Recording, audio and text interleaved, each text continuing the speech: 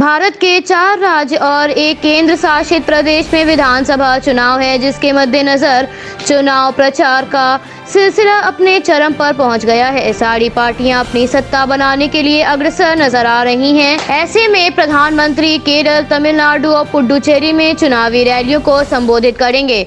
प्रधानमंत्री की पहली रैली केरल के पलक्कड़ में आयोजित की गई। प्रधानमंत्री का स्वागत भाजपा के उम्मीदवार मेट्रोमैन ई श्रीधरन ने किया। प्रधानमंत्री ने रैली को संबोधित करते हुए कहा, कई सालों से केरल की राजनीति का सबसे बड़ा रहस्य यूडीएफ और एलडीएफ का समझौता रहा है। अब केरल के मतदाता पहली बार पूछ रहे हैं कि क्या मैच फिक्सिंग है। लोग ये देख रहे हैं कि किस तरह यूडीएफ और एलडीएफ ने जनता को गुमराह किया है। इस बार केरल की जनता एलडीएफ और यूडीएफ की मैच फिक्सिंग को खारिज करने जा रही है। प्रधानमंत्री ने आगे कहा, केरल में अब तेज विकास का समय आ गया है। हमारी सरकार कृषि और किसानों के हित के लिए कई कदम उठा रही है। कई वर्षों से सरकारों ने एमएसपी में वृद्धि का वादा तो किया, लेकिन इस वादे को पूर्ण नहीं किया।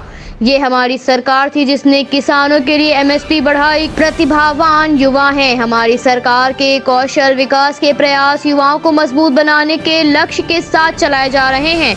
केंद्र में एनडीए की सरकार बनने के बाद कई आईटीआई का निर्माण किया गया और कई आईटी संस्थान का निर्माण किया जाना है। मेट्रोमैन श्रीधरन के विषय में प्रधानमंत्री ने कहा, मेट्रोमैन श्रीधरन ऐसे व्यक्ति हैं जिन्होंने भारत को आधुनिक बनाने में और संपर्क बेहतर करने में शानदार काम किया। इन्हें समाज का हर व्यक्ति पसंद करता है। इन्होंने केरल के विकास के लिए खुद को समर्पित कर दिया। केरल के सच्चे बेटे के तौर पर वो सत्ता में ऊपर उठकर केरल के हित के लिए सोच रहे हैं। मैं एलडीएफ और यूडीएफ को बताना चाहता हूं कि आपकी लाठियों से हम डरने वाले नहीं हैं। आप हमारी संस्कृति का अपमान करेंगे तो हम शांत नहीं बैठेंगे। हमारे राज्य प्रमुख सुरेंद्रन को गिरफ्तार किया और केरल सरकार ने उनके साथ बुरा बर्ताव किया। उनका क्या अपराध था? क्या उनका अपराध था कि उन्होंने केरल की परंपराओं के बारे में बात की? केरल और पर्यटन दोनों ही बहुत करीबी से जुड़े हैं। दुर्भाग्यवश एलडीएफ और यूडीएफ ने यहाँ पर्यटन के बुनियादी ढांचों को सुधारने के लिए कोई काम नहीं किया। हम यहाँ तकनीकी के विकास का आधार बनाना चाहते हैं। जब हम संपर्क और सड़क बनाने का काम करेंगे तो पर्यटन में अपने आप ही तेजी आएगी।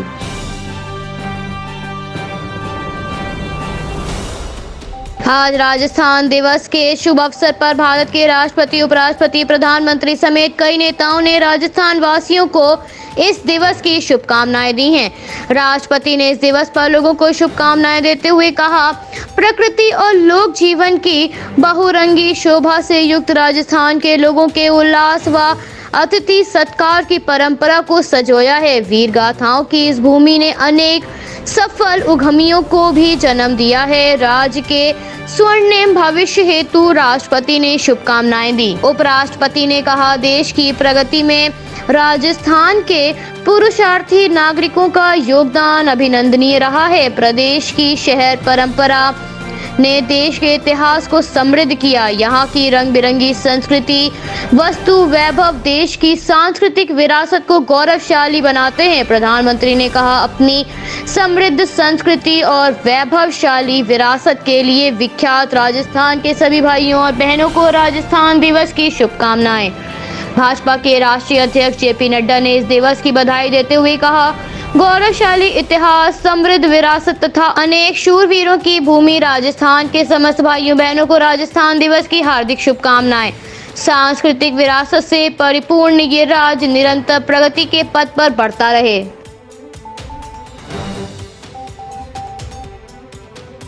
राहुल गांधी भारत में विभिन्न मुद्दों को लेकर मोदी सरकार पर हमलावर रुख अपनाए हुए नजर आते हैं। राहुल गांधी ने एक बार फिर मोदी सरकार पर निशाना साधते हुए कहा, चाय बगान मजदूरों समेत करोड़ों दिहाड़ी मजदूरों के आंसू पोंछने के लिए केंद्र सरकार ने क्या किया?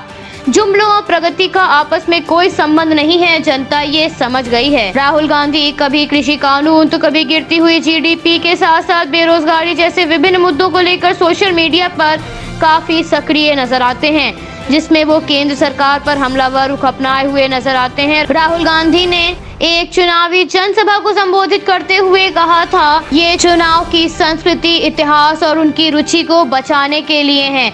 इससे पहले राहुल गांधी ने पेट्रोल और डीजल की बढ़ती कीमतों पर केंद्र पर तंज कसते हुए कहा था, चुनाव के कारण केंद्र सरकार ने पेट्रोल डीजल में 17-18 पैसे प्रति लीटर की कमी की है।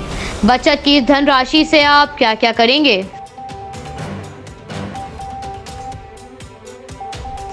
पश्चिम बंगाल में चुनाव के मद्देनजर सियासी गलियारों में माहौल काफी गर्म नजर आ रहा है। बंगाल में पहले चरण का मतदान हो चुका है, तो वहीं दूसरे चरण के चुनाव प्रचार का आज अंतिम दिन है। आज भाजपा और टीएमसी दोनों के आपस में जबरदस्त भिड़ंत देखने को मिलने वाली है। दोनों ही पार्टियां आज इस चुनावी रण में अपना पूरी ताकत झोंकने के लिए तैयार खड़ी हैं। बंगाल में 30 और असम में 39 विधानसभा सीटों के लिए 1 अप्रैल को मतदान होने वाला है। बंगाल में प्रचार के आखिरी दिन राज्य की मुख्यमंत्री नंदीग्राम में, तो वहीं केंद्रीय गृह मंत्री और भाजपा के प्रदेश अध्यक्ष दिलीप घोष समेत तमाम बड़े नेता मैदान में उतरेंगे और अपनी पार्टी की सत्ता बनाने के लिए सारा दमखम लगाएंगे। असम में भाजपा अध्यक्ष जेपी नड्डा और कांग्रेस के पूर्व अध्यक्ष राहुल गांधी चुनाव प्रचार करेंगे। बंगाल में नंदीग्राम से अपने उम्मीदवार शुभेंदु अधिकारी के पक्ष में जनता को मतदान करने के लिए प्रोत्साहित करने के लिए गृह मंत्री इस क्षेत्र में मेगा रोड शो करेंगे। आज गृह मंत्री 3 रोड शो करने के साथ साथ एक जनसभा को संबोधित करेंगे। तो वहीं नंदीग्राम में बंगाल की शेरनी कही जाने वाली ममता बनर्जी अपनी सत्ता छोड़ने के लिए तैयार नहीं हैं। वो भाजपा से हार कतई बर्दाश्त नहीं करना चाहती हैं, जिसके लिए वो चुनाव प्रचार में पूरी ताकत झोंकने वाली हैं। ममता बनर्जी भी रोड शो करने के साथ साथ 3 रैलियों को संबोधित करेंगी। दोनों ही पार्टियां बड़े चेहरों को चुनाव प्रचार में इस्तेमाल कर जनता को लुभाएंगी।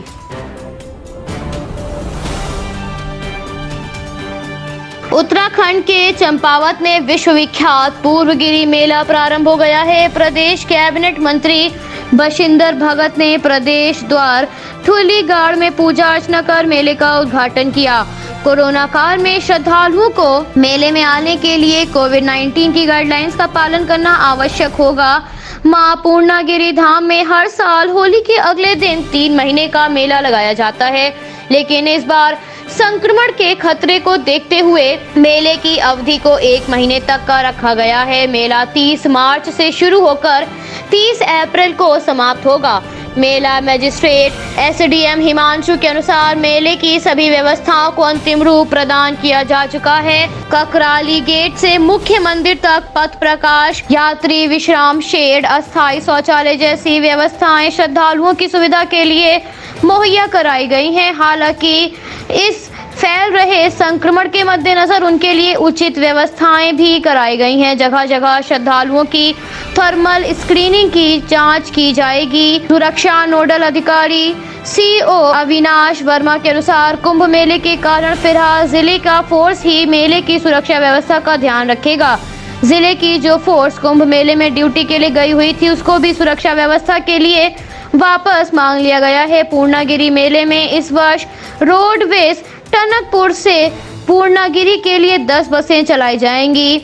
एआरएम संचालन केएस राणा के अनुसार पूर्णागिरी मार्ग पर चलने को 10 बसों की व्यवस्था कराई गई है।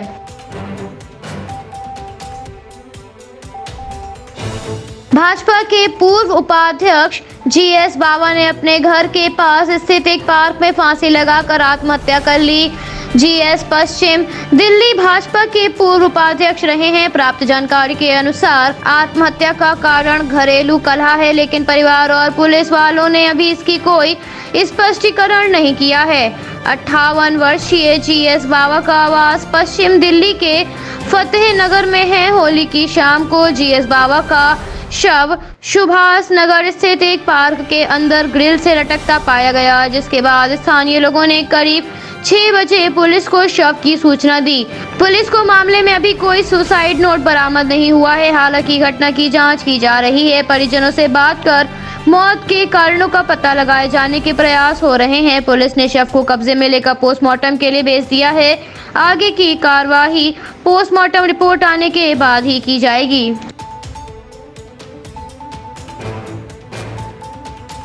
जम्मू कश्मीर के बारामूला जिले के सोपोर इलाके में स्थित नगर पालिका कार्यालय पर आतंकवादियों ने फायरिंग की। इस आतंकी हमले में घायल हुए पार्षद की इलाज के दौरान मृत्यु हो गई है। कार्यालय के बाहर बीएसडी सदस्य रियाज अहमद और उनके सुरक्षाकर्मी शफात अहमद पर गोली चलाई गई। हमले में रियाज और शफात की घटनास्थल पर ही मौत हो गई थी, जबकि एक अन्य व्यक्ति घायल हुआ था। इस आतंकी हमले में एक पुलिसकर्मी भी शहीद हो गए हैं। आतंकी हमले के बाद एजेकेपीएस के अध्यक्ष शफीक मीर ने कहा, जम्मू कश्मीर के पंचायत नेताओं को सुरक्षा दी जानी चाहिए। ऐसा मैं पहले भी कह चुका हूं, मगर एक बार फिर से कह रहा हूं। हमने 3 स्तरीय पंचायत प्रणाली बनाकर अपना काम किया है, लेकिन केंद्र हमें सुरक्षित करने में विफल रहा है। तो वहीं दूसरी ओर कश्मीर जोन के आईजी विजय कुमार ने एसएसपी सोपुर को घटनास्थल पर मौजूद 4 पीएसओ को निलंबित करने का आदेश दिया है, जिन्होंने इस आतंकी हमले में कोई कार्रवाई नहीं की और मामले में ढील दी।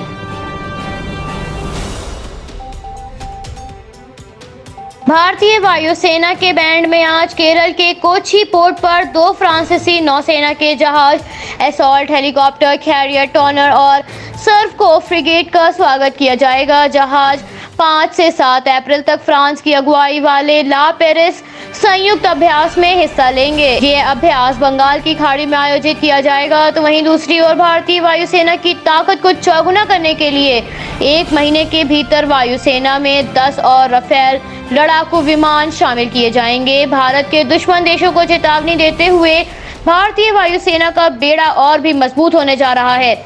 इन राफेल विमानों के आगमन से दूसरे स्क्वाड्रन गठन का रास्ता भी साफ हो जाएगा। नए विमानों के आने से भारतीय वायुसेना में राफेल विमानों की संख्या 21 हो जाएगी।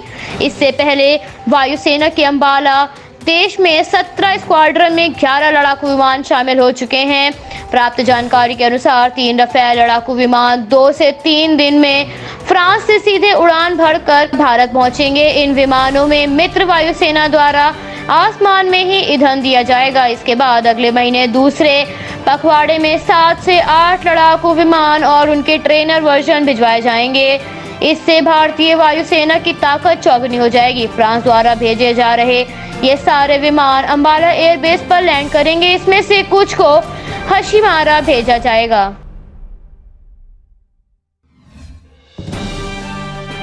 भारत में कोविड-19 संक्रमण की रफ्तार तेज होती जा रही है। ऐसे में संक्रमण की दूसरी लहर से प्रतिदिन बढ़ रहे मामलों में हल्की गिरावट दर्ज की गई है।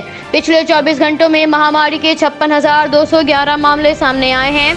हालांकि इस हल्की गिरावट से स्थिति में कोई सुधार नहीं आया है। कल 68,000 के ऊपर मामले सामने आए थे, जो इस साल के दैनिक मामलों में सबसे ज्यादा हैं। केंद्रीय स्वास्थ्य मंत्रालय से प्राप्त जानकारी के अनुसार पिछले 24 घंटों में 37,028 लोगों ने इस महामारी को मात दी है। तो वहीं इस अवधि में 271 लोगों ने अपनी जान गंवाई है। अब तक देश में इस महामारी से ग्रस्त होने वाले लोगों की संख्या लगभग 1,20,95,000 के पार है। तो वहीं इस महामारी को मात देने वाले लोगों की संख्या लगभग 1,13,93,000 के पार है। इस महामारी के कारण अपनी जान गंवाने वाले लोगों की संख्या लगभग 1,62,000 के पार हो गई है। इस समय भारत में सक्रिय मामलों की संख्या 5,40,720 है। तो वहीं 6,11,13,000 के ऊपर लोगों को कोविड-19 का टीका लगाया जा चुका है। संक्रमण की फैलती हुई रफ्तार के कारण सरकार ने पाबंदियां लगाना प्रारंभ कर दिया है, लेकिन पाबंदियों के बाद भी संक्रमण के मामलों में वृद्धि देखी जा रही है। म्यांमार में तख्तापलट के बाद से विरोध प्रदर्शन का सिलसिला बना हुआ है। प्रदर्शनकारियों को रोकने के लिए सैन्य शासन क्रूरतापूर्वक कार्रवाई कर रहा है। सेना द्वारा हिंसक कार्रवाई में अब तक कई प्रदर्शनकारियों की जान जा चुकी है। सेना द्वारा अपने ही देश के नागरिकों पर गोलियां बरसाने और उनकी जान लेने की कार्रवाई की निंदा पूरे विश्व में हो रही है। ऐसे में संयुक्त राज्य अमेरिका ने म्यांमार में तख्तापलट का विरोध जताते हुए म्यांमार के साथ व्यापार समझौते को निलंबित कर दिया है।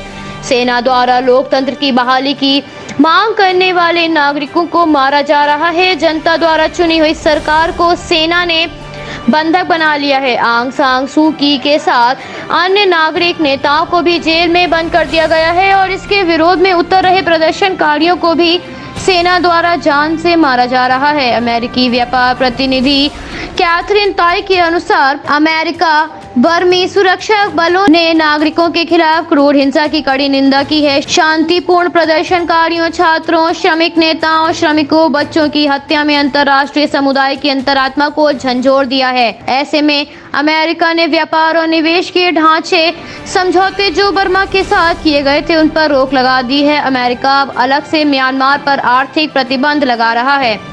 Bureau report, AVP 24 news, Lucknow.